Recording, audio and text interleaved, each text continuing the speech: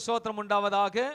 இன்றைக்கு வேத தியானத்துக்காக சங்கீதம் 34 அதிகாரம் 5வது வசனத்தை எடுத்துக்கொள்வோம்.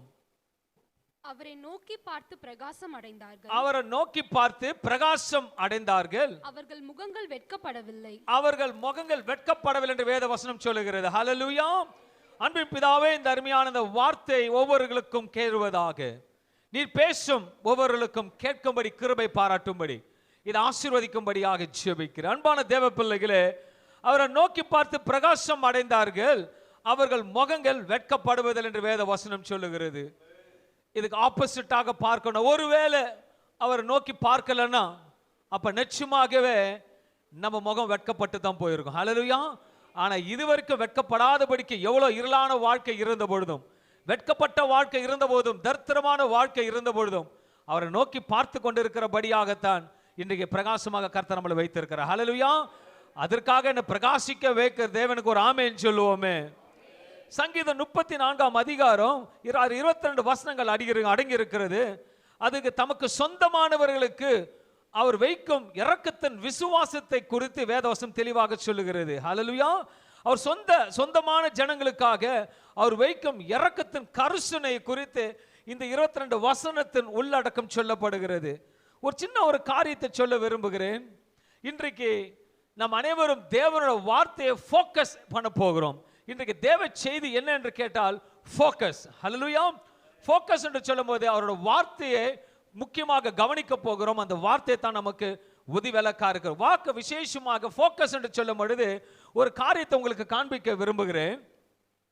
அனைவரும் ஃபோக்கஸ் பண்ண வேண்டியதை ஃபோக்கஸ் பண்ண மாட்டோம், ஆனா ஃபோக்கஸ் பண்ணாததை ஃபோக்கஸ் பண்ணுவோம். ஹல்லேலூயா. இதை பார்ப்பீங்க, ஒருவர் நீச்சல் அடிச்சுட்டு போய்கிட்டு இருக்காரு, இன்னொருத்தர் நீச்சல் அடிக்கிறவரை பார்க்கிறார். ஆமென். ஆனா ஃபர்ஸ்ட் நீச்சல் அடிக்கிறவர் போக்குறவர் என்னன்னா ஆங்கிலத்தை சொல்லுவாங்க, loser focus on winners and winner focus on the winning. அப்படின்னா எப்பவுமே தோற்கிறவன் மாற்றம் நம்ம ஜெயிக்கணும்னு சொல்லிட்டு ஜெயிக்கிறவனை பார்த்து பார்த்து முன்னேற பார்ப்பான். ஆனா முன்னேறுகிறவன் எதையும் பார்க்க மாட்டான், நேரா ஃபோக்கஸ் பண்ணி தான் போயிட்டு இருப்பான். ஹல்லேலூயா. நம்ம அநேக காரியத்துல ஃபோக்கஸ் பண்ண வேண்டியதை ஃபோக்கஸ் பண்றது இல்ல, ஃபோக்கஸ் பண்ணாத காரியத்தை ஃபோக்கஸ் பண்றோம். ஹல்லேலூயா. ஒருத்தர் சகல வசதியோட ஆசீர்வாதமா இருக்கும் பொழுது நம்ம கண்கள் ஆட்டோமேட்டிக்கா அந்த குடும்பத்தை பார்க்க தோணும், அவன் ஆசீர்வதிக்கப்பட்ட காரியத்தை பார்க்க தோணும். ஆனா வேதம் சொல்லுகிறது என்ன நோக்கி பாருன்னு. ஹல்லேலூயா. நம்ம ஆனா அது ஆசீர்வதிக்கப்பட்டவங்களை நோக்கி பார்த்து, ஆண்டவரே இவங்களெல்லாம் ஆசீர்வதிக்கிறீங்களே, என்ன மட்டும் ஆசீர்வதிக்காம இருக்கிறீங்களேன்னு கேட்கிற கேள்வியா தான் இருக்கு. ஆனா நான் சொல்லுகிறேன், அதை நம்ம ஃபோக்கஸ் பண்ணுவதற்காக ஆண்டு நம்மளை அழைக்கல. அவரை ஃபோக்கஸ் பண்ணும் பொழுது நீச்சல்ல எப்படி முன்னேறன்னு பார்க்கும் பொழுது அழகாக கர்த்தர் முன்னேற்ற வைப்பார். ஹல்லேலூயா. நீங்க முன்னேற்றுக்கு பாருங்களேன், எல்லா வாலிப இதை தாண்டி வந்திருப்பீங்க. இந்த ரன்னிங் ரேஸ்ல ஸ்கூல்ல விடுவாங்க, காலேஜ் லைஃப்ல விடுவாங்க. ஆன் யுவர் மார்க் எக்ஸெட் கோன்னு சொன்ன உடனே ஃபர்ஸ்ட் ஓடுறவன் ரைட்டை பார்க்க மாட்டான், லெஃப்ட்டை பார்க்க மாட்டான், அவன் வின்னிங் பாயிண்ட்டை பார்த்து தான் ஓடிட்டு இருப்பான். ஹல்லேலூயா. ஆனா அடுத்தவன் சரியான பிராக்டிஸ் இல்லாதனால முன்னாடி ஓடுகிறவனை பார்த்துட்டு அப்பதான் ஸ்பீடு எடுப்பான். ஹல்லேலூயா. ஆனா எதுக்கு அதை பார்த்து ஸ்பீடு எடுக்கணும், நம்ம டைரக்டா ஸ்பீடா ஓடணுன்றதுக்காக ஆண்டவர் சொல்றாரு, என்ன நோக்கி பார், நான் உனக்கு விடுதலை கொடுப்பேன்னு சொல்றேன். ஹல்லேலூயா. இன்றைக்கு வேத தியானத்துக்காக யாக்கோபு 3:3 என்று சொல்லி வாசிப்போமானால், பாருங்கள் குதிரைகள் நமக்கு கீழ்ப்படியும் படிக்கு, குதிரைகள் கீழ்ப்படியும் படிக்கு அவர்கள் வாய்கள் கடிவாளம் போட்டு அவைகளுடைய முழு சரீரத்தையும் திருப்பி நடத்துகிறோம். எல்லாரும் குதிரையை பார்த்திருப்பீங்க, கடிவாளம் போட்டிருக்கான். எல்லாம் கடிவாளம் போட்டதை பார்த்திருப்பீங்க. அது வாயிலிருந்து அப்படியே அடக்கப்பட்டு ஒரு ஓட்டுறவர்கிட்ட அது ஸ்ட்ராங்கா இருக்கும், ஏன்னா அது ரைட் லெஃப்ட் திரும்புறதுக்கு. ஆனா அந்த கடிவாளத்தோட ஒன்று சேர்ந்து ஒரு என்னன்னு பார்த்தீங்கன்னா அதோட கண்கள் எப்பவுமே கவர் பண்ணியிருக்கும். ஆங்கிலத்தில் பிளேடஸ்ன்னு சொல்லுவாங்க. இதுல கவர் பண்ணி இருக்கிறத பார்த்து தமிழ்ல சொல்லும் போது ஒரு மூடி இருக்கும். ஆனா குதிரைக்கு நம்மளை போல கண்கள் கிடையாது, அது சைட்ல தான் இருக்கும். ஆனா சைட்ல இருந்தாலும் அதை ஏன் அதை கடிவாளத்துக்கு பக்கத்துல கண்களை மூடுறாங்கன்னா அதோட விஷன் நேரா தெரியணுன்றதுக்காகத்தான் வேகத்தை ஓடுவதற்கு. நல்லா யோசிச்சு பாருங்க, 2 கண்களையும் மூடிட்டு இருப்பாங்க. இல்ல அந்த குதிரை வண்டியெல்லாம் பார்த்துருப்பீங்க, 2 கண்களும் மூடி இருக்கும். ஆனா ஸ்ட்ரைட்டா கரெக்டா ஸ்பீடா ஓட, ஏன்னா அதுக்கு பார்க்குற பார்வை கீழே மட்டும் தான் பார்க்கும், அது கரெக்டா இருந்ததுனா ஓடிட்டே இருக்கும். நம்மளோட வாழ்க்கையில கூட அவரை மட்டும் நோக்கி பார்த்து ஓடுவோமானால் நம் விசேஷித்த காரியத்தை கர்த்தர் நமக்கு ஜெயத்தை கொடுப்பார். ஹல்லேலூயா. நீங்க மற்றவங்களை பார்க்க வேண்டிய அவசியம் கிடையாது, ஆசீர்வதிக்கப்பட்டவங்களை பார்க்கணும் அவசியம் கிடையாது. உன் பக்கத்து வீட்டாரை பார்க்கணும் அவசியம் கிடையாது. பார்க்க வேண்டியவரை பார்த்தா ஆசீர்வதிக்கிறவரை தானே ஆசீர்வதிப்பார். ஹல்லேலூயா. இதுதான் தேவ ரகசியம். இன்றைக்கு 3 காரியம். சங்கீதம் 50ஆம் அதிகாரம் 15வது வசனத்தை பார்ப்போமானால், என்னை நோக்கி கூப்பிடு, என்னை நோக்கி கூப்பிடு, நான் உன்னை விடுவிப்பேன், நீ என்னை மகிமைப்படுத்துவாய்.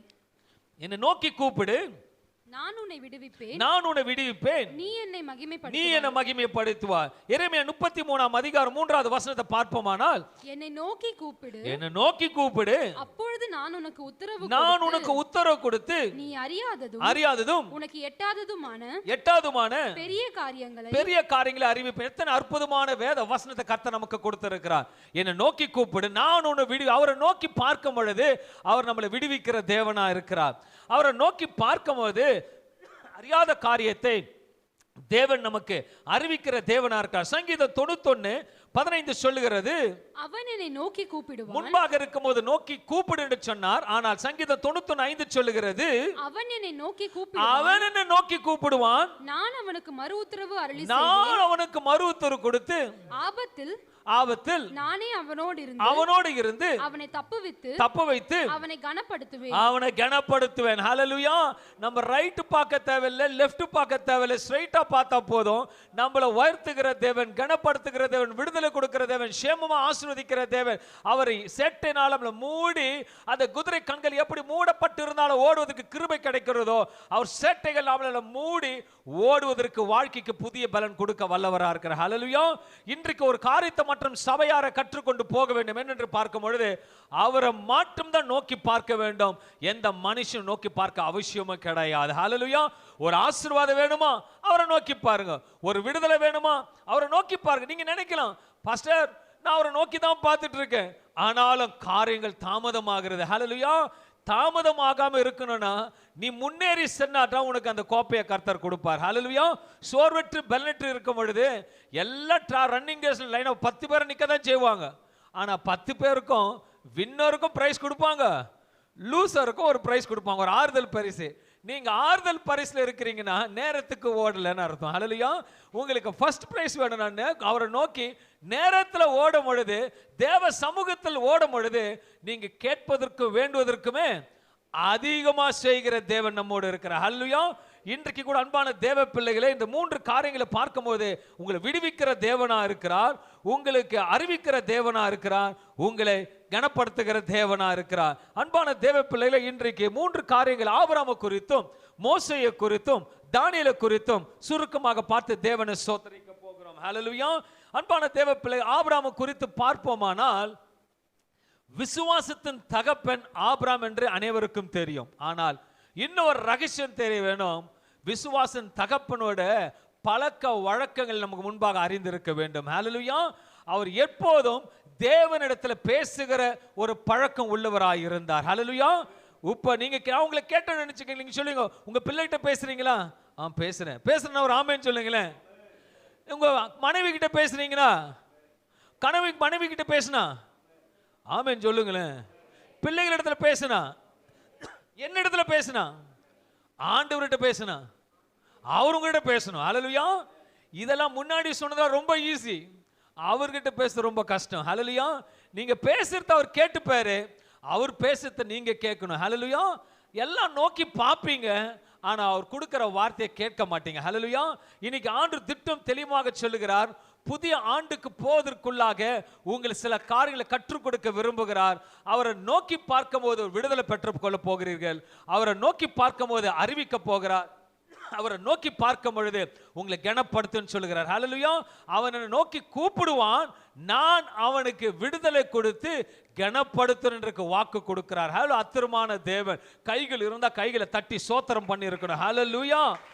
ஆதியாகமம் 12ஆம் அதிகாரம் 7-8 வசனங்களை வாசிப்போமானால், ஆதியாகமம் 12ஆம் அதிகாரம் 7-8 வசனங்களை எடுத்துக்கொள்வோம்.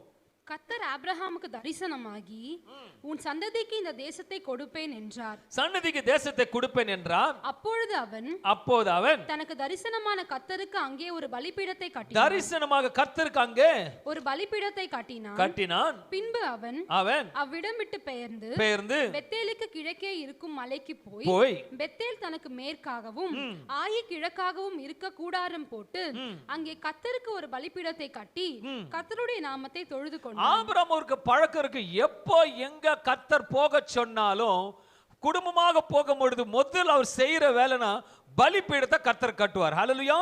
அவரை கர்த்தர் எப்போது முன்பு தாவீது சொன்ன கர்த்தரை எப்போது முன்பாக வைத்திருக்கிறேன் அசைக்கப்படுவதுன்னு சொன்னபடி ஆபிரகாம் எப்போதும் தேவனுக்காக ஒரு பலிபீடத்தை கட்டுகிற ஒரு பழக்கம் உள்ள தேவ மனுஷனா காணப்பட்டார். நீங்க கூட அவருக்காக ஒவ்வொரு நாளும் தேவனோட பலிபீடத்துல போய் கரெக்டாக உட்காரணும். ஒரு ஜப அறையை உண்டாக்கணும். ஜபத்துக்குன்னு ஒரு நேரத்தை உண்டாக்கணும். ஜபத்துக்குன்னு ஒரு குறிப்ப நேரத்தை உண்டாக்கி பிள்ளைங்களோட உட்கார்ந்து அந்த பலிபீடத்துல எப்படி ஆபிரகாம் தேவ சமூகத்துல பேச ஆரம்பித்தாரோ நீங்களும் பேசும் பொழுது அவர் உங்களோட பேசுகிற தேவனா இருக்கா. ஹல்லேலூயா. நீங்க போயிட்டு பேசிட்டு உண்மையா சொல்ற தேவனிடத்துல பேசிட்டு எனக்கு இது வேணும்னு கேட்க வேண்டிய அவசியமே தேவையில்லை. அவரே உங்களுக்கு ஆட்டோமேட்டிக்கா கொடுப்பார். ஹல்லேலூயா. ஒரு நல்ல ஒரு உதாரணம் சொல்ல வேணும்னா ஒரு ஃபேமிலி பேக் ஸ்டேஷனரியோ இல்லை ஒரு ப்ரொவிஷனில் 2000 rupeesக்கு ஒரு 2 மாதம் நடத்துறதுக்கு உங்களுக்கு ப்ரொவிஷன் கிட்டு 2000 கிடைக்குதுன்னு சொன்னால் நீங்கள் கரெக்டாக 1800 rupeesக்கு எடுத்துக்கொண்டு போனீங்கன்னா அந்த கிட் உங்களுக்கு கிடைக்குமா கிடைக்காதா? 2000 எடுத்துட்டு போனா அப்போ இதுதான் கிராவிட்டின்னு சொல்லுவாங்க. ஆண்டவர்கிட்ட பர்ஃபெக்டா கரெக்டா எடுத்துக்கொண்டு போற நேரத்தையும் அவர் இடத்துல சமூகத்தில் காத்து இருந்தீங்கன்னா அவர் கிட்ட கரெக்டா உங்களுக்கு கொடுப்பார். ஹல்லேலூயா. கிட்டு குறைவா இருக்குன்னா அவர் குறைவா கொடுக்கல, நீ குறைவா இருக்கிற கிட்டுலன்னு அர்த்தம். ஹல்லேலூயா. இதுதான் தேவ ரகசியம். ஆபிரகாம் பர்ஃபெக்ட்டா இருக்கிறபடியாக அவர் எதையும் கேட்க வேண்டிய அவசியம் குழந்தைய தவிர வேற அவர் எதுவுமே கேட்கல, மற்ற எல்லாமே அவர் கூட்டி கொடுத்தார். ஹல்லேலூயா. அதுக்கு ஆதாரமாக ஆதியாகமம் 13ஆம் அதிகாரம் 14-16 வசனங்களை பார்க்கும் பொழுது கர்த்தர் ஆபிரகாமை நோக்கி உன் கண்களை ஏறெடுத்து நீ இருக்கிற இடத்திலே வடக்கேயும் தெற்கேயும் கிழக்கேயும் மேற்கேயும் நோக்கிப்பார். நீ பார்க்கிற இந்த பூமி நல்லா யோசிங்க. நீ பார்க்கிற இந்த பூமி முழுவதையும் நான் உனக்கு உனக்கும் உன் சந்ததிக்கும் என்றென்றைக்கும் இருக்கும்படிக்கு கொடுத்து உன் சந்ததியை பூமியின் தூளை போல பெருக பண்ணுன்னு சொல்றாரு. ஹல்லேலூயா. இவ்வளவு ஆசீர்வாதம் ரகசியம் என்னன்னா அவர் காலை தோறும் தேவனோட சமூகத்துல நோக்கி கூப்பிட்டு பலிபீடத்துல உட்கார்ந்து ஜெபிக்கின்ற வேளையில என் கர்த்தர் பதில் கொடுத்து செவி சாய்க்கிறார். ஹல்லேலூயா. நீங்க போயிட்டு எனக்கு கால் கிரவுண்ட் வேணும்னு கேட்க வேண்டிய அவசியமும் கிடையாது. என் பிசினஸ் ஆசீர்வதிங்கன்னு கேட்க வேண்டிய அவசியம் கிடையாது. நீங்க அவரை நோக்கி பார்த்தாலே போதும். ஒருவேளை இங்கிருந்து ஆண்டவர் உங்களுக்கு பதில் கொடுக்கிறாருன்னா நான் ஒருவேளை ஒரு வருஷமே அந்த தியானத்தை தியானிக்கும் பொழுது நான் மொட்டை மாடியில் போகும்போது யோசிக்கும் பொழுது இங்கிருந்து பார்க்கும் பொழுது கண்ணு கட்டின தூரம் தெரியும். அப்போ இப்படிதான் ஆபிரகாமை பார்த்து சொல்லியிருப்பேன், இதெல்லாம் உனக்கு சுதந்திரமா இருக்க போகுதுன்னு. நமக்கு கூட அன்பான கர்த்தர் கொடுத்திருக்கிறார், நல்ல கண்களை கொடுத்திருக்கிறார். ஏறெடுத்து பார்க்க, நல்லா ஃபோக்கஸ் பண்ணி பார்க்க கிருபையை கொடுக்கும் போது கர்த்தர் மகிமையில நம்ம வைத்து ஆசீர்வதிப்பார். ஹல்லேலூயா. நம்ம இந்த வார்த்தையை இப்ப கேட்டுட்ட உடனே ஒரு நடக்கிற சம்பவம் என்னன்னா, இந்த வார்த்தை கேட்ட உடனே வேதத்தை பார்ப்போம், தேவ செய்தி கேட்போம், வீட்டுக்கு போன உடனே எல்லாம் வீட்டு வேலை செய்து முடிச்சிட்டணும். இதோட அடுத்த வாரம் தான் மறுபடியும் வேதத்தை திறப்போம். சிலர் மாற்றம் தான் சொல்றேன். ஹல்லேலூயா. ஆனா தினந்தோறும் இந்த வார்த்தை இன்றைக்கு ஓய்வு நாளில் கர்த்தர் கொடுத்திருக்கிறாரு, கனப்படுத்துவார், எனக்கு அறிவிப்பார், என்னை மகிமைப்படுத்துவார் என்று சொன்ன வார்த்தையை கிளைம் பண்ணி அந்த வார்த்தையை ஃபோக்கஸ் பண்ணும் பொழுது கர்த்தரோட மகிமையான காரியம் உங்கள் வாழ்க்கையில் நடக்கும். ஹல்லேலூயா. உங்களுக்கு ரோட்ல நடந்து கொண்டு போறீங்க வச்சுக்கோங்களேன். நடந்து கொண்டு போகும் பொழுது நீங்க எங்க பார்த்து நடப்பீங்க? நேரா பார்த்து நடப்பீங்க. சடனா ரைட் லெஃப்ட் நேரா பார்த்து நடப்பீங்க. நீங்க வேற எதுவுமே ஃபோக்கஸ் இல்லை. ஆனா உங்களோட ஃபோக்கஸ் எப்படின்னா நேரா நடந்து போயிட்டு இருப்பீங்க. ஆனா ஆட்டோமேட்டிக்கா ஒரு 2000 நோட்டு பறந்து உங்க காலாண்ட விழுந்ததுன்னா உங்க பார்வை எங்க போகும்? ஆட்டோமேட்டிக்கா நீங்க ஆட்டோமேட்டிக்கா போயிடும். ஏன்னா பணம் ஆனா அந்த பேப்பரை காட்டிலும் இந்த பேப்பருக்கு ரொம்ப வேல்யூ. ஹல்லேலூயா. இந்த பேப்பரை நீங்க ஃபோக்கஸ் பண்ணி பாருங்க, எல்லா ஃபோக்கஸும் கர்த்தர் உங்க மேல வரும். ஹல்லேலூயா. நீங்க ஃபோக்கஸ் பண்ற பார்வையை நீங்க நொக்கையா பார்த்துட்டு இருந்தீங்கன்னா அவர் உங்க மேல ஃபோக்கஸ் பண்ண மாட்டார். ஹல்லேலூயா. நீங்க அவர் என்னை நோக்கி கூப்பிடுவான், நான் அவனை தப்ப வைத்து நான் விடுவிப்பேன்னு வாக்கு கொடுக்கும் பொழுது ஆபிரகாம் அப்படித்தான் கூடவே இருந்தாரு. பலிபீடம் கட்டும் பொழுது தேவனோட சமூகத்துல காத்திருந்து தேவனை நோக்கி பார்த்தபடியாக அவர் நோக்கி எதிர்பார்த்தாத நோக்கத்தை கூட கர்த்தர் நோக்கத்தை நிறைவேற்ற வல்லவராக இருந்தார். ஹல்லேலூயா. இன்னைக்கு கூட அன்பான தேவ பிள்ளைகளை ஏதோ ஒரு நோக்கத்தோட வந்து அமர்ந்து இருக்கலாம். ஒவ்வொரு காரியம் உங்கள் வாழ்க்கையில நடக்க போகுது, புதிய ஆண்டு வரப்போகிறது, இது எப்படி செயல்பட போகிறது என்று யோசிக்கலாம். ஒரு தேவ ரகசியம் என்ன தெரியுமா? பார்க்க வேண்டியவரை பாருங்க, பார்க்க வேண்டியது உங்களுக்கு ஆட்டோமேட்டிக்கா கண்ணில் கிடைக்கும். ஹல்லேலூயா. அவர் இயற்கைக்கு அப்பாற்படுகிற செய்கிற தேவன். சங்கீதம் 91:50-15 சொல்றது போல, என்னை நோக்கி கூப்பிடு, நான் உன்னை விடுவிப்பேன், நீ என்னை மகிமைப்படுத்துவார். நீ நோக்கி பார்த்தாலே போதும், ஆட்டோமேட்டிக்கா கர்த்தர் உங்களை விடுவிக்க வல்லவரா இருக்கிறார். இங்க ஒரு ஆபிரகாமுக்கு ஒரு சம்பவம் நடக்கிறது அபிமெலேக்கு மூலமாக.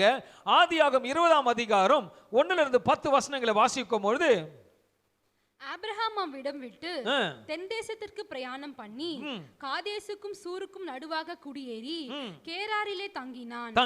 அங்கே ஆபிரகாம் தன் மனைவியாகிய சாராளை தன் சகோதரி என்று சொன்னதினாலே அபிமெலேக்குக்கு பயந்து சாராளை சகோதரி என்று சொல்லிட்டு போறாப்புல, கேராரின் ராஜாவாகிய அபிமெலேக்கு ஆள் அனுப்பி சாராளை அழைப்பித்தான். சாராள் ரொம்ப மிகவும் அழகாக இருந்தபடியாக அந்த அபிமெலேக்கு எடுத்துக்கொண்டு போக வேண்டிய சூழ்நிலை, சுருக்கமாக சொல்கிறேன், எடுத்துக்கொண்டு போக வேண்டிய சூழ்நிலை உருவாக்கப்பட்டது. ஆனால் ஆபிரகாமுக்கு அதை குறித்து பயந்து உள்ளான இருதயத்தில் அபிமெலேக்கு என் தங்கச்சின்னு சொல்லிடுவார். ஹல்லேலூயா. ஆனாலும் நோக்கி பார்க்கிறவர் நோக்கி பார்த்துட்டு தான் இருப்பார். ஹல்லேலூயா. நீங்க நல்லா புரிஞ்சுக்க, நம்ம தவறு பண்ணால் கூட நம்மளை நடத்துகிறவர் தவறுல இருந்து தப்ப வைக்க தேவனா இருக்க. ஹல்லேலூயா. ஒருவேளை உங்களுக்கு தவறு செய்கிறது, சில நேரத்தில் தவறு நடக்கிறது உண்மைதான், ஆனாலும் நீ பர்ஃபெக்டா இருக்கும் பொழுது கர்த்தர் மாத்தி போடுவார். ஒரு உதாரணம் சொல்லும் போது, பிள்ளைகளை நல்லா வளர்க்கிறீங்க, நல்லா படிக்கிறான், எல்லாம் செய்யறான், கீழ்ப்படுகிறான், எல்லாம் பண்றான், ஏதோ ஒரு தப்பு பண்ணிட்டான், நீங்க அவனை தண்டிப்பீங்களா இல்ல மன்னிச்சு விடுவீங்களா? அன்பா தண்டிக்க வேண்டியது நடிப்பீங்க. ஆனா அந்த பிள்ளை பாசம் விட்டுருமா உங்களுக்கு? அடிச்சாலும் மறுபடியும் என்ன பண்ணிப்பீங்க? அனுப்பிங்க. ஆனா நீங்களாவது அடிப்பீங்க, அவர் அணைக்க மாட்டதான் செய்வார். ஹல்லேலூயா. நமக்கு கற்றுக் கொடுக்கிற தேவன் ஆபிரகாம், கர்த்தருக்கு தெரியும் ஆபிரகாம் ஏதோ ஒரு சூழ்நிலை நிமித்தம் தான் இந்த பொய்யை சொல்ல வேண்டியதா இருக்கு, சகோதரின்னு சொல்றேன். ஆனா அந்த நேரத்தில் ஆண்டவர் யார் வந்து சகோதரின்னு சொன்ன உடனே அந்த அபிமெலேக்கு அவர் சாராளை அழைத்து கொண்டு தனக்கு சுகோபயோகப்படுத்துவதற்காக பிரயோஜனப்படுத்திக் கொள்வதற்கு அநேக திட்டங்கள் போட்டிருக்கலாம்.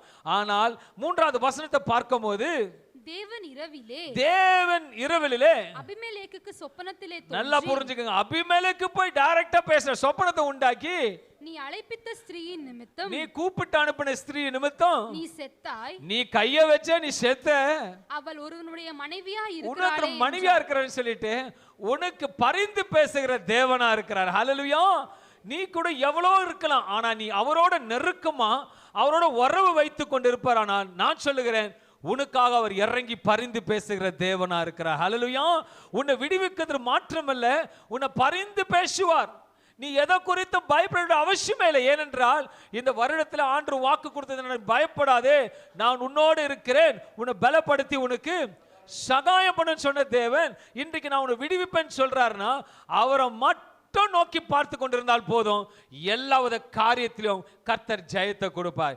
என் வாழ்க்கையில் எவ்வளோ அனுபவத்தை பார்த்துருக்கிறேன், எவ்வளோ பேர் என்னென்னமோ சொல்லி சவால்லாம் விட்டுருக்காங்க. நான் ஒன்னே ஒன்று தான் செய்வேன், அவர் மட்டும் தான் நோக்கி பார்ப்பேன். கர்த்தர் மகிமையில ஜெயத்தை கொடுத்திருக்காரு. ஹல்லேலூயா. ஏன்னா நமக்காக பரிந்து பேசுகிற தேவன் நம்மோடு இருக்கிற. ஆபிரகாம் தங்கச்சின்னு சொன்ன பொழுதும் அபிமெலேக்கு தரிசனமாகி, நீ அவன் இன்னொரு மனைவியை நீ கண் போடாது என்று சொல்லி எச்சரித்து விடுதலை கொடுக்கும் வல்லவரா இருக்க. ஹல்லேலூயா. அன்பான தேவ பிள்ளைகளே, நீ நோக்கத்தை நோக்கி பார்க்கும் பொழுது, உன் ஓட்டத்தை ஓடும் பொழுது, கர்த்தர் உனக்காக எந்த இடத்துல உனக்கு தாமதமாய் கொண்டு இருக்கிறதோ, எந்த இடத்துல நடக்காம இருக்கிறதோ, யார் உனக்கு விரோதமா இருக்கிறார்களோ அவர்களுக்கு தரிசனமாகி உன்னை குறித்து அவரிடத்துல பேசுவார். ஹல்லேலூயா. என் தேவன் ரொம்ப கருணை உள்ள தேவனா இருக்கிறார். அடுத்தது மோசேயை குறித்து பார்க்குமானால் அதுக்கு முன்பாக ஏசாயா 41ஆம் அதிகாரம் 8வது வசனத்தை பார்க்கும் பொழுது, என் தாசனாகிய இஸ்ரவேலே, என் தாசனாக இஸ்ரவேலே, நான் தெரிந்து கொண்ட யாக்கோபே, உங்களை பார்த்து சொல்றார், நான் என் தெரிந்து கொண்ட யாக்கோபே, என் சிநேகிதனான ஆபிரகாமின் சந்ததியே, என் சிநேகிதனாக ஆபிரகாமின் சந்ததியே. அப்போ ஆபிரகாமும் கடவுளை எப்படி இருந்தாங்கன்னா ஒரு நல்ல ஒரு ஃப்ரெண்ட்ஷிப்பா இருக்கிறாங்க. சிநேகிதனேன்றார். உன் நண்பனை பார்த்தா உன்னை பற்றி சொல்லுவாங்க. ஆமென். கடவுளை பார்த்தா உன்னை பற்றி சொல்லணும். அதுதான் ஒரு நல்ல ரிலேஷன்ஷிப் ஆண்டரோட இருக்கிறதுக்கு. ஹல்லேலூயா. நல்ல ரிலேஷன்ஷிப் இருக்கும் பொழுது அவர் எல்லாத்தையும் இறங்கி வந்துச்சு. ஏன் நண்பன் இதில் சொல்றாருன்னா, சில சமயத்துல கூட அப்பா கிட்ட ஏதோ ஒன்று கேட்பீங்க, அவர் கூட பார்க்கலாம் சொல்றேன் செய்கிறேன்வர் சொல்றேன்வர். சொந்தக்காரர் ஏதோ கேட்பீங்க, ஆனா ஒருத்தங்கிட்ட சொன்னா உடனே உயிர் கொடுக்க ஃபர்ஸ்ட் ஓடி வரா. யாரும் சொல்லுங்க பார்ப்போம். நண்பன். உண்மையா நீங்க பழகி இருக்க பார்த்துருப்பீங்க. காலேஜ் லைஃபா இருக்கட்டும், ஸ்கூல் லைஃபா இருக்கும், படிச்சிருக்கும் பொழுது போயிட்டு இருக்கும் போது இது எப்படியாவது வாங்கணும்டா, ஆனா முடியலடா, பிரச்சனை இது வீட்டில் கொடுக்க மாட்டாங்கடான்னு சொன்ன உடனே உன் நண்பனால முடிதோ இல்லையோ அவனை என்கரேஜ் பண்ணுவான். ஹே விட்றா பார்த்துக்கலாம், நம்ம பண்ணிடலாம்டா. அது போலதான் நம்ம தேவனிடத்துல பழகும் பொழுது உன் தோள் மீது கைகளை போட்டு பேசுகிற தேவனா இருப்பார். ஒரு நண்பனை போல இருக்கும் பொழுது, ஒரு சிநேகிதனாக இருக்கும் பொழுது அனைத்து காரியத்தையும் உனக்கு இறங்கி வந்து செய்கிற தேவனா இருப்பார். ஹல்லேலூயா. இன்றைக்கு மோசேயை குறித்து பார்க்கும்போது ஆதியாகமம் 31ஆம் அதிகாரம் 1வது வசனத்தை பார்க்கும் பொழுது, கர்த்தர் மோசேயை நோக்கி, இங்க பார்க்கும்போது கர்த்தர் மோசேயை நோக்கி, நீயும் எகிப்து தேசத்திலிருந்து நீ அழைத்து கொண்டு வந்த ஜனங்களும் இவ்விடத்தை விட்டு புறப்பட்டு உன் சந்ததிக்கு கொடுப்பேன் என்று நான் ஆபிரகாமுக்கும் ஈசாக்குக்கும் ஆணையிட்டு கொடுத்த, இது தொடர்ச்சியாக வருகிறது. ஈசாக்கு கொடுத்த, யாக்கோபு கொடுத்த பாலும் தேனும் ஓடுகிற தேசத்துக்கு போங்கள் என்று வழிகாட்டுறார். இந்த சம்பவத்தை உங்களுக்கு அனைவருக்கும் தெரியும். பிரியாணம் அனைத்தும் போய் கொண்டிருக்கிறது. பிரச்சனைகள் இக்கிட்டு எவ்வளோ சம்பவங்கள் நடந்த பொழுதும் அவர் கர்த்தரிடத்துல பேசுகிற தேவ மனுஷனாக காணப்பட்டார். ஹல்லேலூயா. ஆதியாகமம் 34ஆம் அதிகாரம் 1, 2, 4, 5 வசனங்களை வாசிக்கும் பொழுது, கர்த்தர் மோசேயை நோக்கி முந்தின கற்பலகைக்கு ஒத்த 2 கற்பனைகளை இழைத்துக்கொள். நீ உடைத்து போட்ட முந்தின பலகைகளில் இருந்த வார்த்தைகளை அவைகளில் எழுதுவேன். விடியற் காலையில் நீ ஆயத்தமாகி சீனாய் மலையில் ஏறி அங்கே மலையின் உச்சியில் காலமே என் சமூகத்தில் வந்து நில் என்று கர்த்தர் சொல்றார். ஹல்லேலூயா. அன்பான தேவ பிள்ளைகளே, நம்ம வாழ்க்கையில வாழ்கின்ற வேலையில கர்த்தர் இன்றைக்கு அநேக காரியத்தை கற்றுக் கொடுக்கிறார். முதலாவது அவரை நோக்கி பார்க்கணும். அவர் சமூகத்தில் ஒரு பலிபீடத்தை கட்டி அவர் சமூகத்தில் காத்திருக்கணும். நீ பேசுகிற ஒரு நல்ல ஒரு தேவ பிள்ளை அவரிடத்தில் காண்பிக்கும் பொழுது அவர் உங்களிடத்தில் பேசுகிற ஒரு கர்த்தரா உங்களோட இருப்பார். எப்போது பார்க்கும் பொழுது மோசே இடத்துல சொல்லுகிறார், விடியற் காலத்தில் என் சமூகத்தில் வந்து நிற்குன்னு சொல்றார். ஹல்லேலூயா. விடியற் காலத்தில் நாம் அந்த கற்பனையை இழைத்து கொண்டு போனது போல நம் இருதயத்தை இழைத்து கொண்டு போய் தேவ சமூகத்தில் நிற்கும் பொழுது அவர் நமக்காக நிற்க வல்லவராக இருக்கிறார். ஹல்லேலூயா. நம்ம பேசுறது ஒரு அப்பாயின்மெண்ட் வந்து சொல்லும் பொழுது, அது ஆஃபீஸாக இருக்கட்டும், உன் ஃப்ரெண்டாக இருக்கட்டும், உன் குடும்பத்தினால இருக்கட்டும், ஒரு இடத்துல மீட்டிங் ஸ்பாட் இருக்குன்னா உடனே ஃபோன் பண்ணி என்ன சொல்லிங்கன்னா, இந்த இடத்துல வந்து நில்லுங்க, நான் உங்களை வந்து பிக்கப் பண்ணிக்கிறேன்னு சொல்லுவீங்க. அவங்க ஒரு 10 வருஷம் கழிச்சு வராங்க.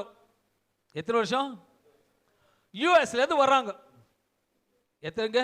நம்ம கொஞ்சம் பெருசாக யோசிப்போம். யூஎஸ்லேருந்து வராங்க. யூஎஸ்ன்னு சொன்னாலே உள்ள ஒரு மகிழ்ச்சி வந்துடும். ஏன்னா நிறைய காரியங்களை கண்டு அங்கேருந்து எல்லாம் கொண்டு வருவாங்க. இங்கே ஃப்ளைட் ஏர்போர்ட்டுக்கு 4 மணிக்கெலாம் வந்து லேண்ட் ஆகிடுது. உடனே அவங்க சொல்லுவாங்க, சிஸ்டர் அண்ணா அப்பா 4 மணிக்கெலாம் ஃப்ளைட் வருது, கரெக்டாக வந்து நில்லுங்கண்ணா. நீங்கள் எத்தனை மணிக்கு எழுந்திருச்சு அவங்கள பிக்கப் பண்ண போவீங்க? நான் உங்களை தான் கேட்குறேன். தோராம எத்தனை மணிக்கு வந்துப்பீங்க? 2 ஹவருக்கு முன்னாடி. ஆனால் 4 ஹவருக்கு முன்னாடி பேச ஆரம்பிப்பீங்க. அவங்க வந்துட்டாங்க, கரெக்டாக போயிடணும், டைமுக்கு பிக்கப் பண்ணோம் அப்படின்னு சொல்லிட்டு உள்ள வந்து இதெல்லாம் சொல்லப்பட உள்ள ஒன்று இருக்கும். ஏதோ ஒன்று சொல்லியிருப்பீங்க, இது வாங்கிட்டு வாங்கன்னு சொல்லியிருப்பீங்க. அதனால அந்த வாங்கி கொண்டு வந்த பொருளை கேட்கறதுக்கு நீங்க ஆயத்தமா இருப்பீங்க. ரைட். ரெண்டாவது, அவங்கள பிக்கப் பண்றதுக்கு நைட் தூங்குவீங்கன்னு நினைக்கிறீங்க? நிச்சயமா தூங்க மாட்டீங்க. அவங்க காலையில வந்துருவாங்களே, அந்த ஸ்பாட்ல நிற்பாங்களே, இல்ல மிஸ் ஆயிடுமே ஒரு வேளை, இப்படியும் கூட யோசிக்கலாம். நான் கரெக்டா ஏர்போர்ட்ல 4:30க்கு இருப்பேன், 4:40க்கு அடுத்த ஃப்ளைட்டு பிடிக்கணும். நான் வந்து நீங்க கேட்ட பொருளை உங்களுக்கு கொடுத்துட்டு நான் போயிடுறேன்னு சொன்னாங்கன்னா நீங்க நைட் ஃபுல்லா தூங்குவீங்க? தூங்குவீங்களா? ஒரு சொட்டு தூங்க மாட்டீங்க. வாழ்க்கைக்கே பார்த்துட்டு இருப்பீங்க. ஏன்னா எப்படா போறது, எப்படா அதை ரிசீவ் பண்றதுக்குன்னு. ஆனா அந்த எந்த பொருளா இருந்தாலும் கொஞ்ச நாள் தான். பழசானனும் அது எங்க போயிடுதா, ஒன்று பரண மேலே போயிடும். லாஸ்டா கொஞ்ச நாள் போனோன்னு பேர்ச்ச பித்திரவகாரர்களுக்கு போயிடும். ஆனா அந்த போகிற இடத்துக்கு அப்படியேப்பட்ட பொருளுக்கு இவ்வளோ ஸ்ட்ரெயின் பண்ணி போக முடியுது.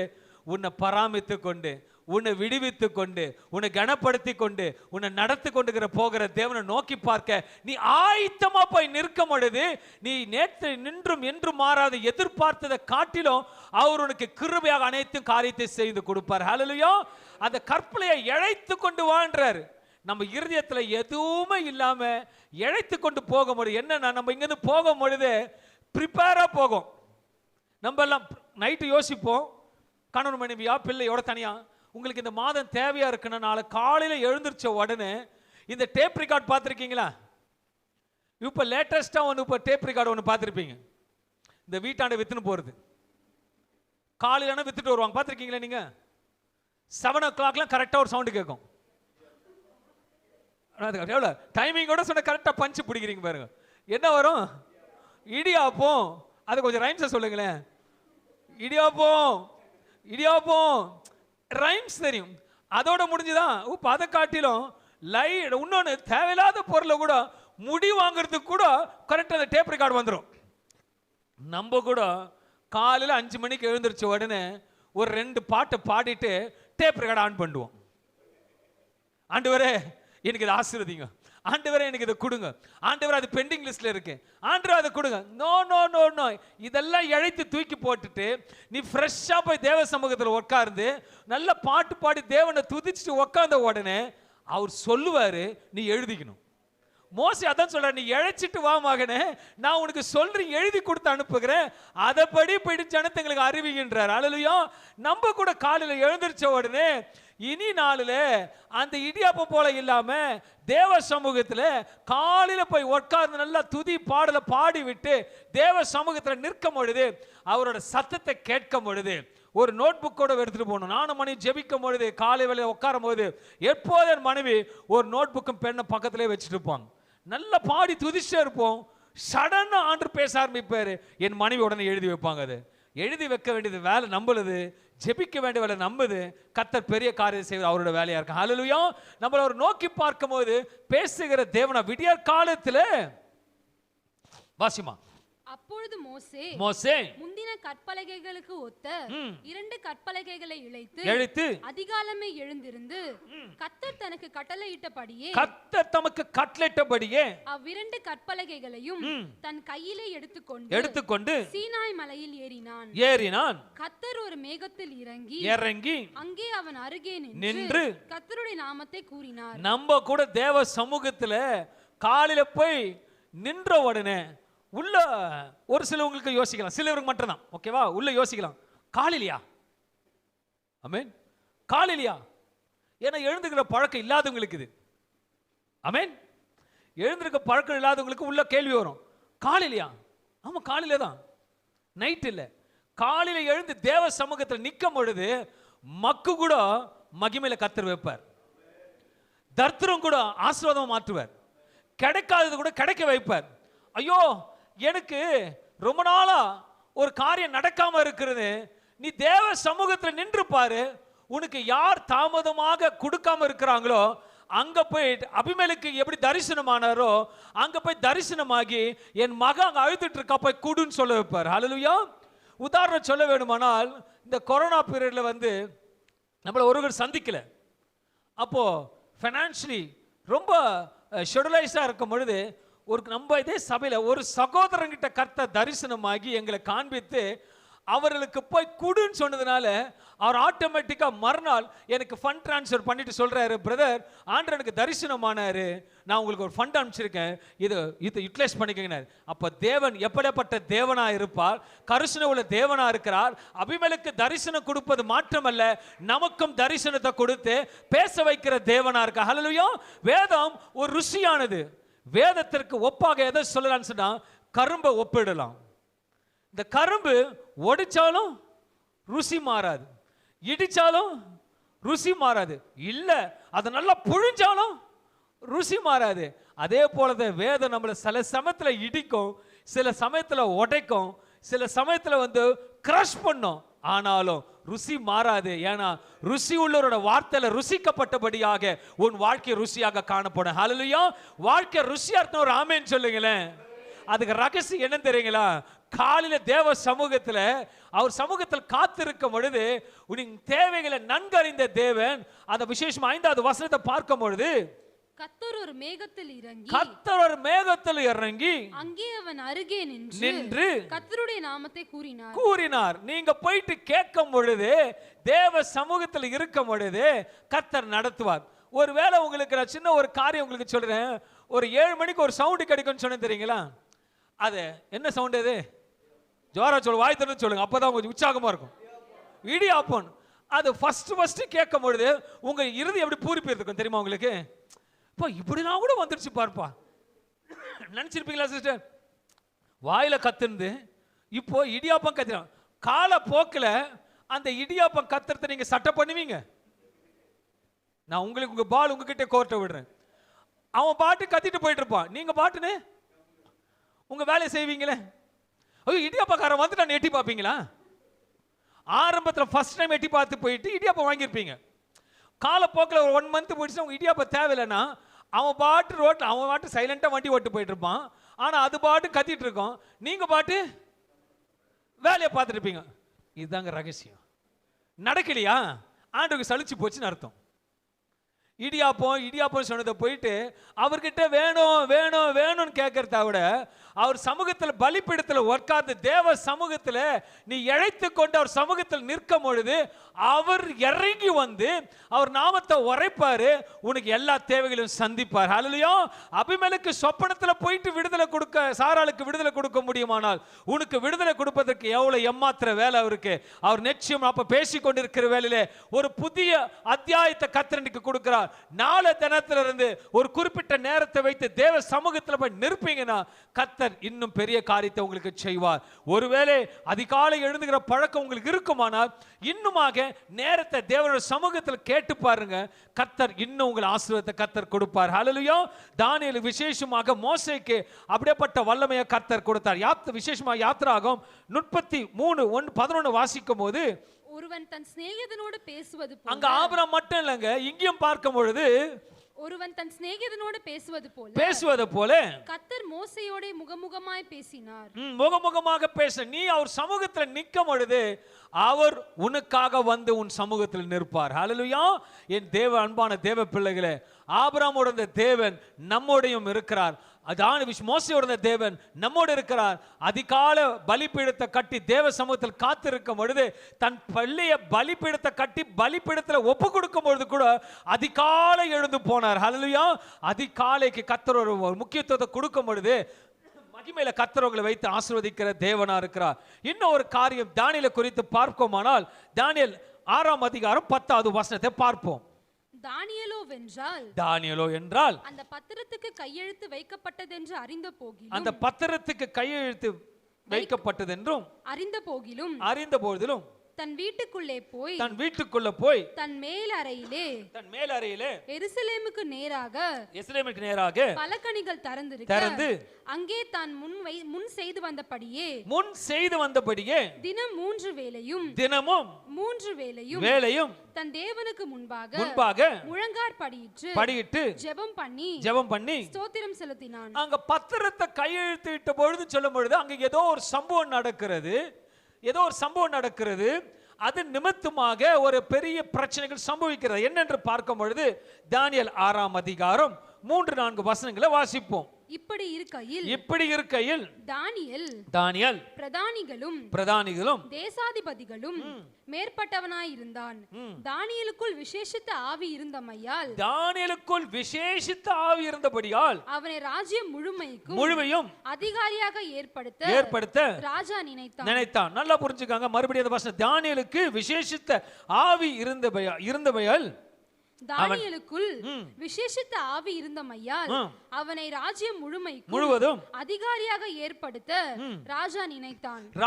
அப்போ அப்படியாப்பட்ட கிருபைகளே தானியேலுக்குள் இருக்கிறத ராஜா பார்க்கிறார். 4வது வசனம், அப்பொழுது பிரதானிகளும் தேசாதிபதிகளும் ராஜ்யத்தின் விசாரிப்பிலே தானியேலை குற்றப்படுத்தணும்னு சொல்லிட்டு முகாந்திரம் தேடினார்கள். அவருக்கு எப்படியோ பிளான் பண்ணி தேடினாங்க. ஆனாலும் ஒரு முகாந்திரத்தையும் ஒன்றும் குற்றத்தையும் கண்டுபிடிக்க அவர்களால் கூடாதிருந்தது. அவன் உண்மை உள்ளவனாய் இருந்தபடியால் அவன் மேல் சுமத்த யாதொரு குற்றமும் குறையும் காணப்படவில்லை. யாரோ குற்றம் அவன் காணப்படாத இருந்த பொழுது இவனை எப்படியாவது, நல்லா புரிஞ்சுக்காங்க, தானியேலை ஒரு பெரிய ஒரு பொசிஷனை கொடுப்பதற்கு ராஜா பிளான் பண்ணி வச்சிருக்கிறாரு. ஆனா அவனுக்கு கூட இருக்கிறவங்க எல்லாம் இன்னொரு பிளான் பண்றாங்க. தானியேலுக்கு அது கிடைக்க கூடாது, அவன் மேல ஒரு குற்றத்தை சாட்டி எப்படியாவது பரம் சாட்டி தானியேலை தள்ளிவிட நினைக்கிறாங்க. ஆனாலும் எவ்வளவு தள்ளிவிட நினைச்சாலும் தானியேலை தள்ள முடியல. ஏன் தள்ள முடியலன்னு தெரியுங்களா? தானியேல் டெய்லியும் 1/2 மணி நேரம் ஜெபிச்சாருன்னு நினைக்கிறேன். 1/2 மணி நேரம் ஜெபிச்சாரு. ஒரு நாளைக்கு 3 வேளை ஜெபிச்சாராம். நீ ஜெபிக்கிற ஜெபத்தை ஜெபிக்கும் பொழுது நீ யார் உனக்கு விரோதமாக செயல்பட்டாலும் உனக்கு எந்தவித அசைவும் ஏற்படாது. நீ ஸ்ட்ராங்கா அஸ்திவாரத்துல நிக்கலாம். ஹல்லேலூயா. தானியேலுக்கு கொஞ்சம் நெஞ்சலங்க. அது வசனம் 3வது வசனத்தை வாசிக்கும் பொழுது, முன்பாக வசனத்தை வாசிக்கும் பொழுது, 4வது வசனத்தை வாசிக்கும் பொழுது, அப்பொழுது பிரதானிகளும் தேசாதிபதிகளும் ராஜ்யத்தின் விசாரிப்பிலே தானியேலை குற்றப்படுத்தும்படிக்கு முகாந்திரம் தேடினார்கள். எப்படியோ தேடினாங்க. ஆனாலும் ஒரு குற்றத்தை கண்டுபிடிக்கவில்லை. தேவனோட பிள்ளைகளா இருப்பீங்களா? குற்றமற்றவர்களாக நீங்க வாழும் பொழுது, அவரை நோக்கி பார்க்கும் பொழுது, அவரே உனக்கு இறங்கி வந்து எல்லா காரியத்திலும் உங்களுக்கு ஒரு ஜெயத்தை கொடுப்பார். ஹல்லேலூயா. எவ்வளவு பிளான் பண்ணுவாங்க. உங்க லைஃப்ல கூட தான் சொல்றேனே, உன் கூட ஸ்தாபனத்தில் ஒருத்தன் பிளான் பண்ணுவான். நீ பிசினஸ் ஆனா உனக்கு கவுத்து போறதுக்கு ஒரு பிளான் பண்ணுவான். ஏன் வீட்டாரே என்னது அவங்களே பிளான் பண்ணுவாங்க. ஆனாலும் அந்த பிளானை முறியடிக்கிற தேவன் நம்மோட இருக்கிறார். ஹல்லேலூயா. அவர் நம்மோட இருக்கிறாருன்னா அவர் நம்ம மேல தோல் மேல கையை போடணும். கையை போட்டாலேயே கிட்ட அவனை நெருங்க மாட்டான். நல்லா யோசிச்சு பாருங்க. ஒருவேளை சீஃப் மினிஸ்டர் உங்களுக்கு அப்பாவா இருக்கிறாரு, எப்படி இருக்கும் உங்களுக்கு? எப்படி இருக்கும்? அவர் உங்க தோல் மேல கை போட்டு வந்தாருன்னா ரோட்ல எல்லாம் பார்க்காதவங்க கூட உங்களை பார்த்து சல்யூட் அடிப்பான். டீ சாப்பிட்றீங்களான்னு நீங்க நடந்து வரீங்க தெரிஞ்சாலேயே ரோடு கிளீன் ஆயிடும். நீங்க வரீங்க தெரிஞ்சாலேயே ப்ளீச்சிங் போட ஆரம்பிச்சிருவாங்க. அப்படியாப்பட்ட ஒரு சீஃப் மினிஸ்டருக்கு இவ்வளவு கொடுக்கும் பொழுது சீஃப் மினிஸ்டரே படைச்ச தேவன் நம்மோடு இருக்கிறார். ஹல்லேலூயா. அப்போ அவரை நோக்கி பார்க்கும் பொழுது தானியேல் அதை குறித்து பாதரேஷனே பண்ணல. அவருக்கு கையெழுத்திடுறாங்க. வசனத்தை வாசிக்கும் பொழுது பார்க்கும் பொழுது அடுத்த வசனத்தை பார்க்கும் பொழுது, பின்பு அந்த பிரதானிகளும் தானியேல் 6ஆம் அதிகாரம் 6, 7, 9 வசனம் சொல்லுகிறது.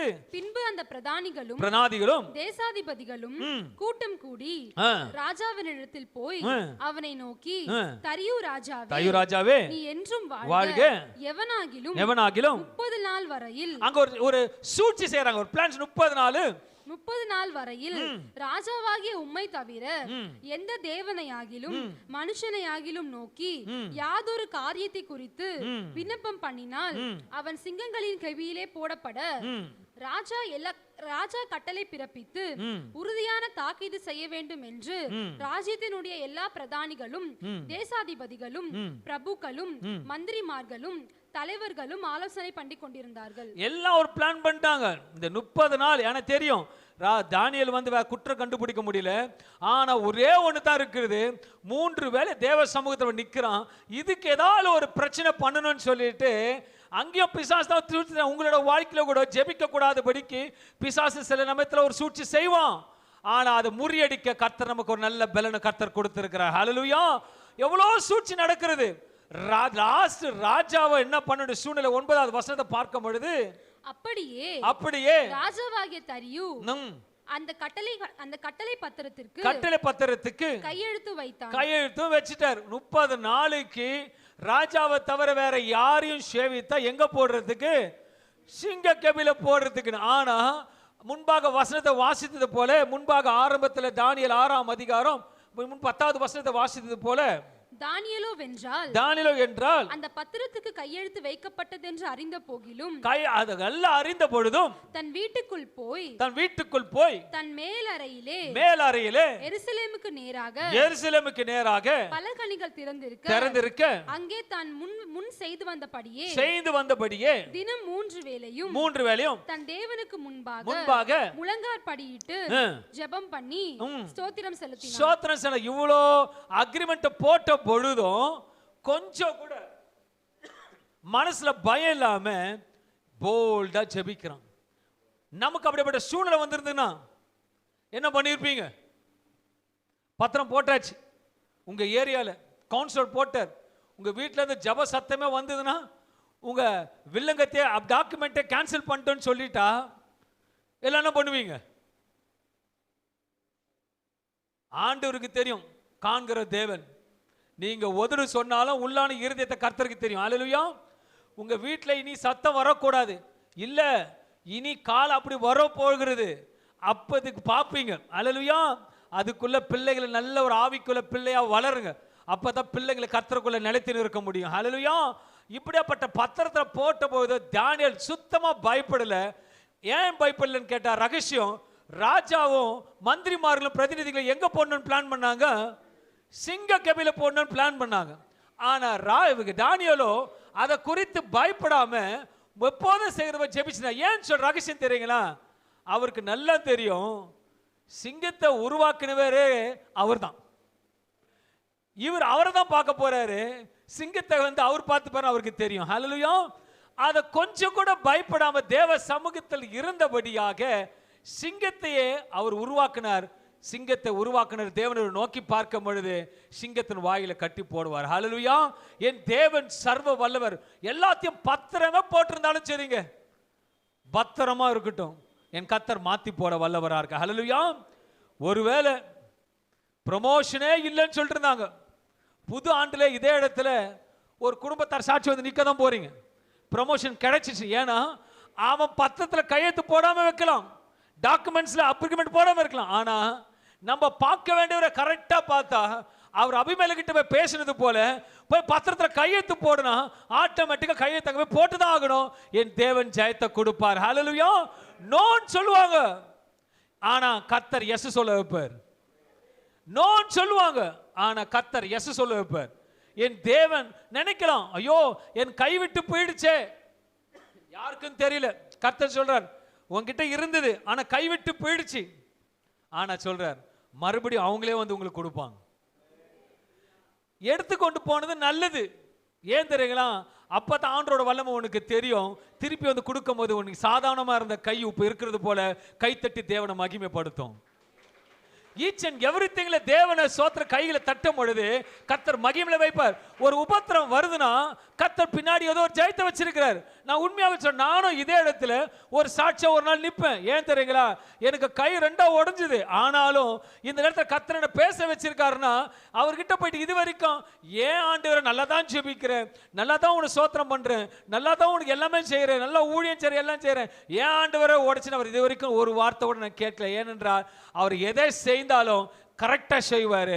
நான் எதுக்கு சோதரிச்சேன்னா, நான் விழுந்திருந்த இடத்துல பெரிய பஸ் வந்ததுன்னா நான் நின்று இருக்க முடியாது, மறிச்சிருக்கலாம். ஆனாலும் ஒரு கிருபை என்னை இது வரைக்கும் நிக்க வச்சிருக்கனா அவர் மகத்துவமான பிரசன்னம். ஹல்லேலூயா.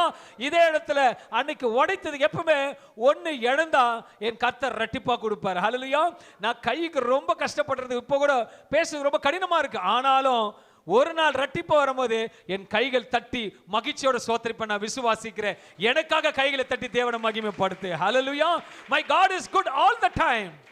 இதே போல தான் நம்ம சபையாருக்கு ஒரு காரியம், ஒரு மகளுக்கு காலேஜுக்கு நாங்கள் லோனுக்காக, காலேஜ் லோனுக்கு படிக்கிறதுக்காக பிரயாசப்பட்டு போனாங்க. பேங்க் மேனேஜர் போகிறாங்க. எனக்கு தெரிஞ்சு ஒரு 10 வாட்டிகிட்ட போயிருப்பாங்க நினைக்கிறேன் காலேஜ் லோனுக்கு. அவர் சொன்னது ஒரே வார்த்தை, எப்ப கேட்டாலும் நோ நோ, பார்க்கலாம், நோ பார்க்கலாம். அப்ப நான் ஒரே ஒரு அவங்க கிட்ட சொன்னேன், நீங்க நல்லா ஜெபிங்க, கர்த்தர் மாற்றி போடுவார்னு. காலங்கள் கடந்து போனது, நேரங்கள் கடந்து போனது, தொலைபேசி தொடர்பு கண்டு எங்கிருந்து நோன் வந்ததோ அங்கே எஸ் சொல்லி வந்து லோன் எடுத்துட்டு போங்கன்னு சொல்லிட்டாங்க. ஹல்லேலூயா. பார்க்க வேண்டியவரை பார்த்தா கிடைக்க வேண்டியது கர்த்தர் நமக்கு நிச்சயமா கிடைப்பார். ஏனென்றால் தேவ சமூகத்தில் அவன் நிற்க வேண்டும் அவர் விரும்புகிறார். ஹல்லேலூயா. ஒரு குறிப்பிட்ட டைம் நீங்க உலகத்தாரா இருக்கும் பொழுது, இது ஏன் இது உற்சாகப்படுத்துறதுக்காக இல்லை, உலகத்தாரா இருக்கும் பொழுது ஒரு சிலர் கூட இருக்கிறீங்க, டிவி பார்ப்பீங்க, யாரும் பார்க்காம இருக்க மாட்டீங்க, நீங்களும் ஆண்டரும் கணக்கு கொடுக்கிறது. அதை நான் எதுவுமே இன்வால்வ் ஆகலை. 7:30 மணிக்கு ஒரு ப்ரோக்ராம் ஸ்டார்ட் ஆகுதுன்னா, இப்போ நிறைய ப்ரோக்ராம் 7:30 8, அப்புறம் 8 8:30, அப்புறம் இப்போ டைமில் எனக்கு தெரியல, டிவி நாங்கள் அவ்வளோ பார்க்கறது கிடையாது. அது ஒரு என்ன சொல்லுவாங்க, சீரியல்னு சொல்லுவாங்க. அந்த சீரியலை எத்தனை மணிக்கு ஆரம்பிக்குது சிஸ்டர்ஸ்? 7. அப்போ பார்க்குறீங்க, கர்த்தருக்கு ஸ்தோத்திரம். 7க்கு உன்னால மற்றவங்க பார்த்தாலும் உள்ள பார்த்துட்டே இருப்பீங்க, பார்க்கறதுனால இல்லை, கர்த்தர் உங்களோட பேச வர விட்டுருவீங்க. 7 o'clock 6:50 ஆயத்தமாயிடுவீங்க. ஏன்னா 6:50 ஆயத்தமாயிட்டு அதோட தொடர்ச்சி என்ன பார்க்கணும் அந்த யோசனை வரும். அது தொடர்ச்சி என்ன, நேற்று இதோட கட் பண்ணிட்டாங்களே, இதோட தொடர்ச்சி என்ன பார்க்கணும், அவ்வளோ இன்ட்ரெஸ்டாக போய்ட்டு உட்காருவாங்க. அதை ஒரு 1/2 hour பார்த்து முடித்த உடனே உங்களுக்கு எதால கிடைச்சிது? நான் உங்களுக்கு கேட்குறேன், ஹலோ, உங்களுக்கு எதனா கிடைச்சிது? ஆஃப் பண்ணிட்டு சிக்கனுக்கு பற்றி கேட்டு சமையல் வேலை போயிடுவீங்க. திருப்பி மறுநாள் காலையில் வருவீங்க, சாயங்காலம் திருப்பி அதே டைமில் ஆட்டோமேட்டிக் ஆன் பண்ணுவீங்க, திருப்பி போவீங்க, உங்களுக்கு என்ன கிடைச்சிது? ஆனால் நீங்கள் பார்க்கறதுனால அவனுக்கு தான் லாபமே தவிர உங்களுக்கு லாபம் இல்லை. ஹல்லேலூயா. அந்த நேரத்தை பார்க்க வேண்டியவரை நீங்க பார்த்தீங்கன்னா கர்த்தர் உங்களுக்கு நினையாத காரியத்தை கர்த்தர் நிச்சயமா உங்களுக்கு செய்து கொடுப்பார். ஹல்லேலூயா. வேதத்தை வாசிக்க வேண்டிய நேரத்தில் வாசிக்கணும். அது தொடர்ச்சியாக வாசிக்கும் போது கர்த்தர் தொடர்ச்சியாக உங்களோட பேசுகிற தேவனா இருப்பார். அது ஒரு பழக்கத்துக்கு கொண்டு வந்துடணும். ஒரு குறிப்பிட்ட நேரத்தில் தேவ சமூகத்தில் காத்திருக்கும் பொழுது கர்த்தர் உங்களை பேசுகிற தேவனா இருக்கிறார். ஹல்லேலூயா. சங்கீதம் 5:3 சொல்லுகிறது, கர்த்தாவே காலையிலே என் சத்தத்தை கேட்டருளுவீர், சாலிலே என் சத்தத்தை கேட்டருளுவீர், காலையிலே உமக்கு நேரே வந்து ஆயத்தமாகி காத்திருப்பேன். ஆபிரகாம் காத்திருந்தாரு. ஆபிரகாமுக்கு எல்லையில்லாத ஆசீர்வாதங்களை கர்த்தர் கொடுத்து ஆசீர்வதித்தாரு. மோசே காத்திருந்தாரு, கற்பனையை அழைத்து கொண்டு போய் அங்க இறங்கி வந்து பக்கத்துல நின்று எல்லாவற்றையும் காரியத்தை சொல்லி முடித்தார். ஹல்லேலூயா. தானியேலுக்கு எவ்வளவு போராட்டம் இருந்தது, சிங்க கவி காத்து இருந்தது, அவரே காத்து கொண்டு நோக்கி கொண்டு இருந்தார். சிங்கத்தின் வாயில கட்டி போடும்படியே சூழ்நிலை உருவாக்கினார், ஒரு பெரிய ஜெயத்தை கொடுத்தார். அன்றைக்கு ஆபிரகாமை தன் மனைவி சாராளை பிடித்து கொண்டு அபிமெலேக்கு போன பொழுதும் ஒரு பெரிய விடுதலை விடுவிப்பேன் சொன்ன தேவன் ஆபிரகாமை விடுவித்து காத்து கொண்டார். ஹல்லேலூயா. நீ அறியாத காரியத்தை உனக்கு அறிவிப்பேன் சொன்ன பொழுது தன் கற்பலைகளை முன்னின கற்பலையோட பின்னின கற்பலையை அழைத்து கொண்டு போகும்போது அதிகாலையில் போய் நிற்கும் பொழுது அவர் இறங்கி வந்து மோசே இடத்தை சொன்ன உரைத்த போது எழுதப்பட்டது, அது உரைக்கப்பட்டது. இன்றைக்கு நாம் தேவனோட சமூகத்தில் நின்று கொண்டிருக்கிறோம். ஹல்லேலூயா. மூன்றாவதாக பார்க்க கனப்படுத்தணும் சொன்ன பொழுது ஆபிரகாமே விசேஷமா தானியேலுக்கு எவ்வளவு சூழ்ச்சிகள் நடந்த பொழுதும் தானியேலுக்கு ஒரு சேதமும் வரவில்லை. தானியேலை கனப்படுத்தும்படியாகத்தான் ஒரு போஸ்டிங்கை கொடுத்து ஆபிரகாமை தானியேலை கர்த்தர் ஆசீர்வதித்தார். ஹல்லேலூயா. இன்றைக்கு கூட சங்கீதம் 5:3 சொன்னது போல கர்த்தாவே காலையிலே என் சத்தத்தை கேட்டருளுவீர், காலையிலே உமக்கு நேரே வந்து ஆயத்தமாகி காத்திருப்பேன். ஆயத்தமாக போகணும் காலை சமூகத்தில். இதுவரைக்கும் அந்த ஹாபிட் இல்லைன்னா போட்டோம். இந்த நாள்ல ஒரு ஹாபிட்டை வச்சு அதிகாலை ஒரு டைமை ஃபிக்ஸ் பண்ணி நீங்க போய் நின்று பாருங்க. கண்ணுக்கு எட்டாத காரியத்தை கர்த்தர் உங்களுக்கு செய்வார். காதுக்கு கேட்காத காரியத்தை கர்த்தர் அறிவிச்சு கொடுப்பார். உனக்கு விரோதமாக செயல்பட்டவர்களோட வாய்களை கட்டுவார், ஒரு பெரிய ஜெயத்தை கொடுப்பார்.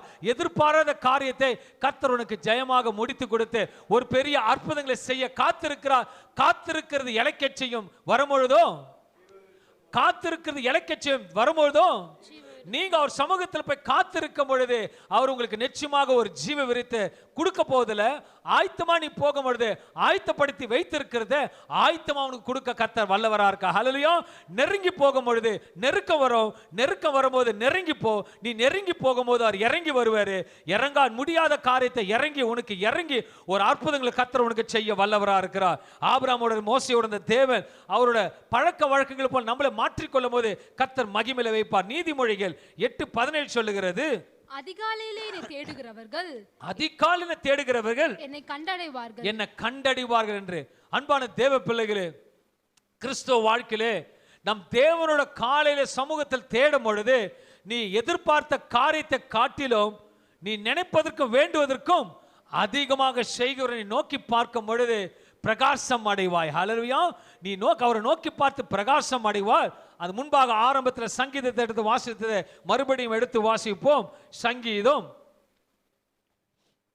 34 அதிகாரம் 5வது வசனத்தை பார்க்கும் பொழுது, அவரை நோக்கி பார்த்து பிரகாசம் அடைந்தார்கள், அவர்கள் முகங்கள் வெட்கப்பட. இந்த நாள் ஒரு தீர்மானத்தோட சபையாரே போக வேண்டும். இனி வர காலத்தில் அவர் நோக்கி பார்ப்பேன், அவர் சமூகத்தில் நிற்பேன், என் முகம் இன்னைக்கு வெட்கப்பட்டு போக போவதில்ல, ஒரு பிரகாசத்தை பார்ப்பேன், ஒரு வைராக்கியத்தோட இருப்பீங்கன்னா கர்த்தர் ஒரு பெரிய ஜெயத்தை கொடுப்பார். ஹல்லேலூயா. ஆராபா ஷகே கொலோ கபாலா சந்தனி மோம் கதரலவா. Thank you my Lord. இந்த நாள் ஆபிரகாம் உமக்கு ஒரு தினதோறும் ஒரு பலிபீடத்தை கட்டி, எங்க போகமோ பலிபீடத்தை கட்டி உம்மை தொழுது கொண்டது போல இந்த பிள்ளைகளை உம்மை தொழுது கொள்ள நேரத்தை கொடுத்து உம்முடைய சமூகத்தில் காத்திருக்கிற அபிஷேகத்தை கொடுக்கும்படியாக கேட்கிறேன் ராஜா. மோசே கற்பனைகளை இழைத்துக் கொண்டு சமூகத்தில் நின்றது போல இவர்களும் தன்னை இழைத்துக் கொண்டு உம்முடைய சமூகத்தில் வந்து நிற்க, நீ சொல்லுகிற காரியத்தை, விவரிக்க காரியத்தை, விளக்கமான காரியத்தை, சொல்லுகிற காரியத்தை எழுதி வைத்து அந்த ஆசீர்வாதங்களை பெற்றுக் கொள்வதற்கு பிள்ளைகளுக்கு கிருபை தாரும். இவர்களுக்கு எவ்வளவு போராட்டங்கள், பிரச்சனைகள், சாபனத்திலும் சரீரத்திலும் குடும்பத்திலும் கணவன் மனைவியிடத்திலும் அப்பா அவர் நேசிக்கிற இடத்திலும் அப்பா வியாபாரத்திலும் எவ்வளவு நெருக்கத்துக்கு இவர்களுக்கு முகாந்திரம் தேடினாலும் காணாதபடிக்கு ஒரு அற்புதங்கள் இவர்களுக்கு செய்யும்படியாக நான் உன்னை விடுவிப்பேன் சொன்ன தேவனோட வார்த்தையின்படி விடுவிக்கிற கர்த்தரை நோக்கி பார்க்க இன்றைக்கு ஒரு விடுதலை கொடுப்பேன். சோம்பல் ஆவிகள் உடைக்கப்படட்டும், சோர்வற்ற ஆவிகள் பலனடையட்டும். எழுந்திருக்க முடியாமல் தூக்கத்தின் ஆவியை உடைத்து, சோம்பல் ஆவியை உடைத்து தினந்தோறும் தேவ சமூகத்தில் குடும்பத்தோட தாகத்தோட தேடும் பொழுது என் கர்த்தரை கனப்படுத்தும் போது நீ கனப்படுத்துகிற தேவனாய் இருந்து சபையார ஒவ்வொருவரையும் தனியாக பேர் பேராக உங்களுடைய சமூகத்தில் நிற்கிற ஒவ்வொருவரையும் நீ ஆசீர்வதியும். அவர் எதிர்பார்த்ததை காட்டிலும் ஒரு பெரிய சேமத்தை கொடுத்து ஆசீர்வதியும். இதுவரைக்கும் நடக்காத சோன்றாத காரியங்கள் எல்லாம் அன்றைக்கு தேவன் இயற்கைக்கு அப்பாற்பட்டு செய்கிறது போல ஆபிரகாமின் தேவன், ஈசாக்கின் தேவன், யாக்கோபின் தேவன், மோசேயின் தேவன், தானியேலின் தேவன், ஆகாரின் தேவன், சாராளின் தேவன் இவர்களுக்கு நோக்கி பார்க்கும் பொழுது முகங்கள் பிரகாசம் அடையட்டும். இவர்கள் வெட்கப்பட்டு போகிற இடத்திலெல்லாம் ஒரு விடுதலையின் ஜெயத்தின் சேமத்தை பார்க்கும்படி ஆசீர்வாதத்தை வைக்கிறேன். நீர் பொறுப்பெடுத்துக் கொள்ளும். இந்த வார்த்தை கேட்டுக்கொண்டிருக்கிற வேளையில இன்றைக்கு ஒரு தீர்மானம் சபையார் எடுக்கட்டும். நான் தினந்தோறும் என் தேவனோட சமூகத்தில் குறிப்பிட்ட நேரத்தில் அமருவேன். அவர் பேசுவார், நாங்கள் கேட்போம். அவர் பேசுகிற கேட்கிற சத்தத்தை கேட்க நான் செவி சாய்த்து காத்திருப்பேன். அவர் எனக்காக ஆயத்தமாக இறங்கி வருவதற்கு முன்பாகவே நான் ஆயத்தமாக காத்திருப்பேன். உலகத்தாருக்கு ஓடுவதை காட்டிலும் என்னை படைத்தவர், என்னை உருவாக்கினவர், என்னை சிருஷ்டித்தவர், இதுவரைக்கும் நடத்தினவரை நான் நோக்கி பார்க்க கிருபை தாரும் என்று வாய்களை திறந்து கேட்பீர்களானால் அன்பான தேவ பிள்ளைகளே, இன்றைக்கு கிருபையை ஊற்றி அனுப்புகிறார். இதை பார்த்து கொண்டு அன்பான தேவ பிள்ளைகளே, இது இருக்கும் சோர்வற்று இருந்திருக்கலாம், பலவீனற்று இருந்திருக்கலாம். இன்னைக்கு கர்த்தர் சொல்கிறார், மகனே நீ பயப்படாதே, ஏன் கண்களை கிருபை பெற்றுக் கொண்டாய். இனி வர காலத்தில் உன் சமூகத்தில் வந்து நிற்க நீ ஆயத்தமாயிரு, ஆயத்தப்படு, ஆயத்தமாவன் சமூகத்தில் வந்து நில். நீ கேட்பதற்கு முன்பாகவே நான் சில காரியங்களை ஆயத்தப்படுத்தி வைத்திருக்கிறேன். நீ என் சமூகத்தில் வந்து நில். உனக்காக ஆயத்தப்படுத்தி வைத்ததை நான் கொடுக்க ஆயத்தமாக காத்திருக்கிறேன். எத்தனை அற்புதமான தேவன். Thank you Holy Spirit. நீ கொடுக்க போவதற்காக நன்றி செலுத்தி வாழ்த்தி ஆசீர்வதிக்கிறேன். பரிசுத்தம் நல்ல தேவனே, பிதா குமாரன் இயேசுவின் நாமத்தில் இவர் அனைவரையும் வாழ்த்தி ஆசீர்வதிக்கிறேன். இரக்கமுள்ள ஜீவனுள்ள நல்ல பிதாவே, ஆமென். ஆமென் ஆமென். கைகள் இருக்கிறவர்கள் கரங்களை தட்டி உற்சாகமா கைகளை தட்டி